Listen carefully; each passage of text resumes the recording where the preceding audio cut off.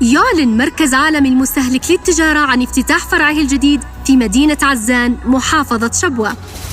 مركز مجهز بأحدث المعدات والتجهيزات، أول مركز في مدينة عزان يعمل بمنظومة الطاقة الشمسية الحديثة تحت إشراف إدارة مستقلة متكاملة، كل ما يحتاجه المتسوق تحت سقف واحد. سوبر ماركت ومخبز، مواد غذائية واستهلاكية، مواد بناء وكهرباء، أواني منزلية، بهارات ومكسرات، خردوات، قسم للألعاب، قسم خضروات وفواكه، وبأسعار منافسة للجملة. تشكيلة كبيرة من المنتجات ذات جودة عالية ومطابقة لمعايير الجودة والسلامة العالمية.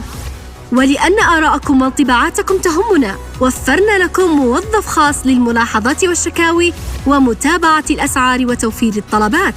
وحرصاً منا وفرنا لكم خدمات سريعة وشاشات داخل المركز للاستعلام عن الأسعار عبر الباركود قبل الشراء.